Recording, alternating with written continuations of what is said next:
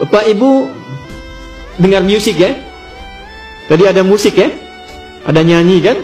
Apa hukumnya musik? Wah, ini rame ya. Beberapa tempat gara-gara musik, suami istri bisa nggak tegur sapa itu. Ya? Kawan jadi tak kenal lagi deh. Musik itu asalnya juga dari tradisi jahiliyah. Ada tradisinya. Ya. Mulanya dari syair. Syair disebut syair, Datuk juga di bahasa Arab, saya spesialisasi juga di bahasa Arab. Syair disebut syair kalau dia memenuhi 4 unsur. Di antara 4 unsur ini ada musik. Ya, al-fasahah, al-khayal, kemudian nanti uslub, yang keempat adalah musik. Ya, musik. Ada musiknya. Nanti punya mereka 16 rumus. Disebut dengan bahr di ilmu arud. Misal, ada rumus namanya tawil. Tawilun lahu dunal buhuri fadailun, fa'ulun mafa'ilu, fa'ulun mafa'ilu. Kifa dzikra min dzikri habibin wa manzili bisaqtili wa bainad dakhuli fa hawmali. Contoh rajaz. Mustaf'ilun mustaf'ilun mustaf'ilun mustaf'ilun mustaf'ilun mustaf'ilun sautus safiril bulbuli hayyaja qalbi thamili al-ma'u wadh-dhahru ma'a ma zahri al-lahdul muqali fa anta ya sayyidi wa sayyidi wa mawlani fa kam tajummuni ghazayyinun aqayqali kataftuhu nadatin fi hadha ar-rajuli fa qala la la la la faqad ghada muharwili wal walad wali wali ya wayladi fa qultu la tuwalwili fa bayyin al-lu'li qalat tawhina kaza in zabadun muqali kahatan ka kaylali tabtabtabtabtabtabtabtabuli. Coba ulangi.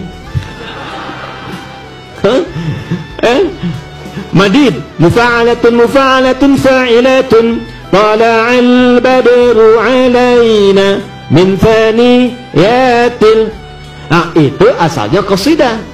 Rumusnya madid. Ada 16 rumus yang dipraktikkan di era Nabi di masa jahiliyah. Itu bentuknya banyak. Misal, ada orang bikin qasidah, bikin puisi untuk berzina, namanya ghazal. Jadi dia bikin rayuan-rayuan lewat puisi supaya bisa berzina dengan orang lain. Ada lagi khamariyat, bikin puisi untuk mabuk. Ya, jadi supaya senang menikmati minuman keras. Di zaman jahiliyah itu pemabuk amatir itu minumnya 5 kali dalam sehari. Itu yang amatir. Jadi kalau baru minum 2 kali, itu baru mulai saja coba-coba itu ya. Itu kalau untuk menarik dia mabuk, ada namanya khamariyat. Sehingga apa yang terjadi? Begitu mereka mabuk menggunakan syair dan bernuansa musik, maka dicela oleh Quran, ada celaannya.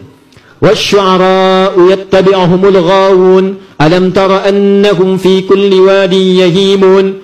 Hei, para penyair, pujangga, pemusik itu, kebanyakan mereka tidak bermanfaat waktunya. Datang ke lembah-lembah cari inspirasi, tapi hasilnya berbuat maksiat. Maka turunlah ayat tentang para pujangga, para pemusik. Tapi sisi lain, ternyata ketika Nabi dicela dengan musik, ada orang bikin syair pakai musik, dibela oleh sahabat Nabi, namanya Hasan bin Thabit. Maka Nabi punya pemusik, punya penyair di samping Nabi yang membela Nabi. Dan ketika membela Nabi, turunlah ayat illal ladzina amanu wa amilus shalihat, kecuali yang musiknya diarahkan kepada amal saleh dan nilai-nilai kebaikan. Maka para ulama menyimpulkan dari tradisi ini, musik berkembang dibagi 2 bagian. Jika ada yang berkaitan dengan nilai kebaikan, membawa syiar-syiar kemuliaan, tidak berlebihan, tidak memberikan dampak maksiat, maka diperkenankan dengan batas-batas tertentu. Tapi kalau membawa kepada hanyut sesuatu sehingga lupa dengan kebaikan, dia bisa makruh sampai dengan haram. Sehingga ada ulama menempatkan musik seperti hukum nikah. Al-musiqa ta'tarihi ahkamul khamsah. Jadi tengah-tengahnya adalah ibahah, ke kanan sunnah, bahkan bisa wajib, ke kiri makruh, ke kirinya lagi haram. Di masa Islam jaya, musik ini diadopsi menjadi teori gramatikal memudahkan belajar pengetahuan. Contoh, di masa-masa Islam jaya di Andalusia, itu para ulama kalau ingin membuat metode-metode mengajar, semua pakai syair. Kita kenal alfiyah ya. Alfiyah itu metode gramatikal bahasa Arab, menghimpun nahwu dan saraf, hafal 1002 bait, maka menguasai semua kaidah bahasa Arab. Kalamuna lafzun mufidun kastaqim wasbun wa fi'lun thumma harfunil kalim wahiduhu kalimatun wal qawlu am wa kalimatun biha kalamun qad yu'am bil jarni wat tanwini wan nida wa al wa mustadin lil ismi tamyizun hasal bita fa'alti atat wa ya if'alli wa nun iqbalanna fi'lun yanjali. Itu ada musiknya. Tapi tak ada yang mengharamkan itu, semua membenarkan. Ada alfiyah di ilmu hadis, ada alfiyah asy-Syatibi ya, ada nazamnya, nazam Syatibi ya. maju lagi, diserap di Persia, maka muncul notasi. Dari situ muncul notasi. Dal, ro, mim, fa, sod, lam, sin, dal. Do, re, mi, fa, sol, la, si, do, itu diambil dari khazanah Islam. Dal, ra, mim, fa, sod, lam, sin, dal.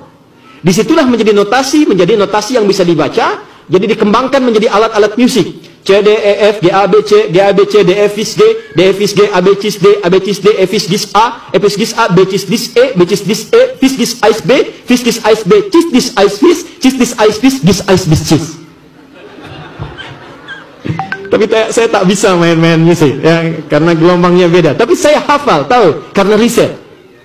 Nah, maka dari situ kemudian dikembangkan, ada tradisi-tradisi musik yang kita dapati. Ada nasyid, kita kenal dulu nasyid, ya, dari akapela sampai diiringi dengan alat, membawa kepada ketaatan, kita ingat dengan Allah. Ada Raihan, ada Hijaz di Malaysia, Indonesia ada The Fikr, ya, kemudian ada The Zikr dan sebagainya. Itu sah, tidak ada masalah. Tapi ketika musik digunakan untuk maksiat kepada Allah, cinta satu malam, apalagi itu, ya, dan seterusnya. Itu yang dari liriknya bertentangan, maka tradisi itu ada yang bisa dibenarkan, diakomodir oleh syariat, ada yang ditolak secara langsung.